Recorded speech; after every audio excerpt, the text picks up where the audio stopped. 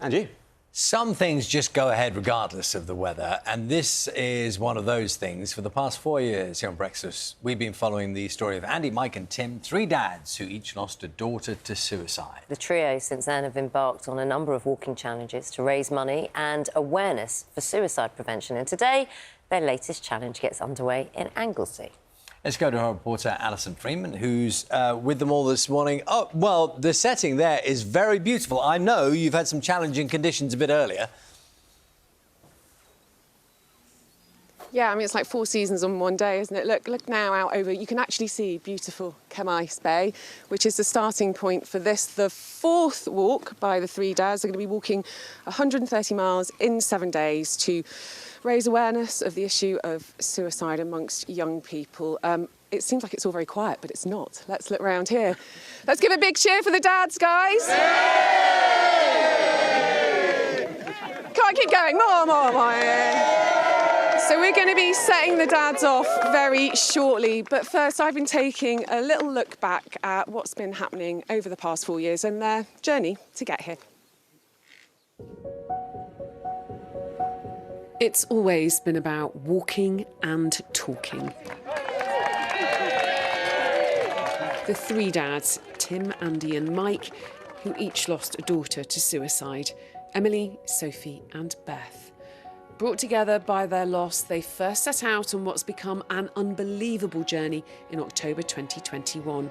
They walked 300 miles between their three homes, setting out from Andy's in Cumbria to Mike's in Greater Manchester, finishing at Tim's in Norwich, raising money and awareness of the risks suicide poses to young people. And whilst the route was well planned, they had no idea where their walking would take them. In September 2022, they set out on another walk, this time 600 miles between all four UK parliaments, calling for suicide prevention to be taught to all children. The Welsh Education Secretary turned out to meet them at the Senedd. I think what they're doing really resonates with people. I've seen it myself on their walks. They've got people coming up to them and who've been affected by suicide. They're really touching people by the work that they're doing. Their online petition triggered a debate in Parliament. They were invited to the debate and to meet ministers. Should we want to come and sit down? And even had tea in the garden of number 10.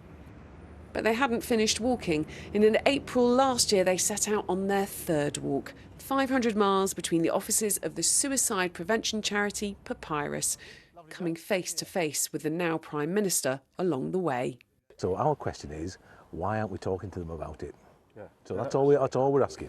We have to talk about it. This idea that if you don't talk about it, somehow better is just out of date now. And it's not just their stories that have caught people's imaginations, but the stories of those who turn out to meet them. You know, some of the most powerful stories we heard as well from those who've been in crisis, and in some cases attempted to take their own lives, but are now living lives they want to. You know, and that, you know, their family are, you know, saved from going through the grief, and they're here now. And those are the important stories we want to get out there. Well, before we send the dads off on their way, we're going to talk to a family that have been affected by this, obviously very serious subject.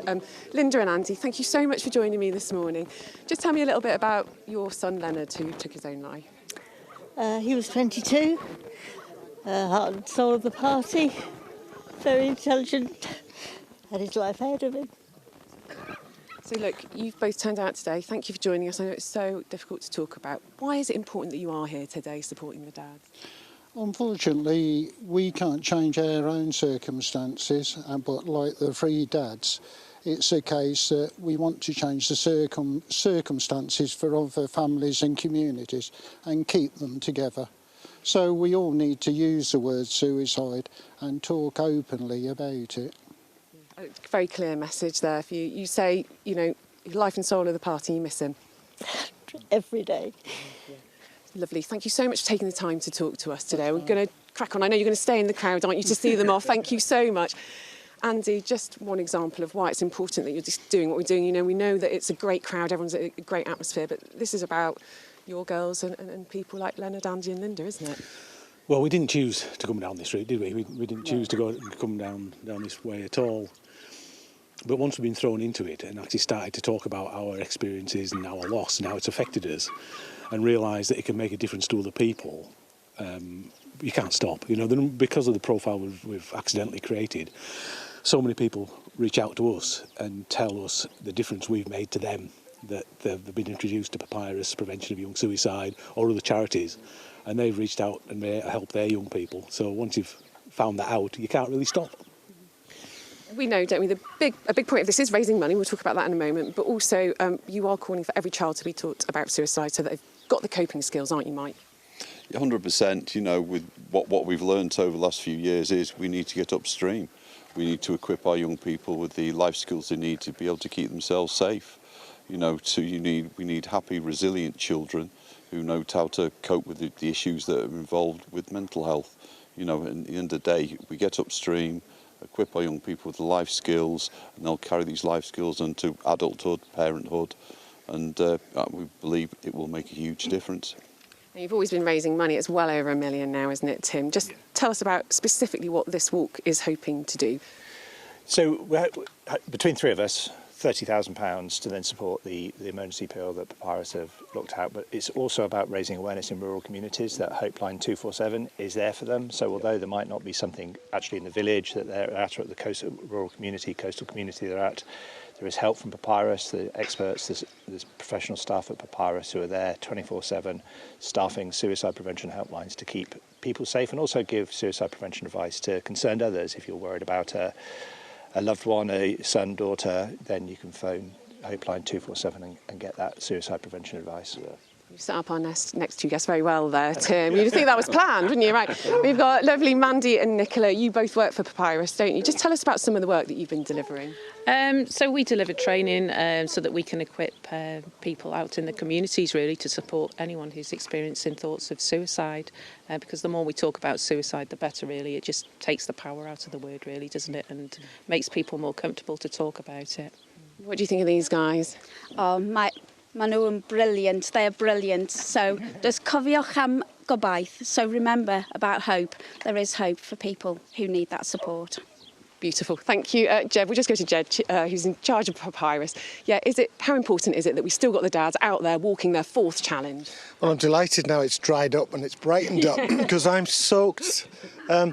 I think it's really important to use the metaphor of the season. We've moved from darkness into light in the last hour, and that's what young people often experience. Moving from dark into light, dark into light. We'd be there 24/7, 365 days a year. And we can't do that without not just three dads walking, but three dads and lots of mums and dads. And we've seen Lens Light and many others, and Baton of Hope and all the other organisations. None of us wanted to be here, in the best sense of that word, but we are here and we're not going to go away. Papyrus, like many other charities, is here for life and it's here to stay, and we can't stay without people like these three dads walking. So I'm delighted that these lads have got the energy to keep going. I haven't, but they have, and I'm delighted that on behalf of the hundreds of young people, not just those who've been lost to suicide, but those who struggle every day and every night and reach out to us, that they've got the stamina to say, we'll stand with you and we'll walk with you, just like Papyrus does. Thanks so much, Jed. That's very powerful. And really, it's time for you guys to get walking. What should people do if they're trying to find you and want to walk with you? Take a look at our website, threedadswalking.uk. Loads of information about what we're doing and where we're going. And we're carrying this tracker so you can follow us in real time and intercept us on the route and come and say hello. And all of those stories mean a lot to you, don't they? Oh yes, 100%. You know, we hear many stories, some heartbreaking stories, but also stories of hope. People have been in crisis, but now living lives they want to, and that's what it's about. It's about that hope. Lovely. Right, everybody, let's send them on their way. If you don't mind, the lovely crowd is going to part like the waves, and we're going to send the dads off. Three dads walking, 7 days, 130 miles for the suicide prevention charity Papyrus. Off you go, guys. Give them all a cheer.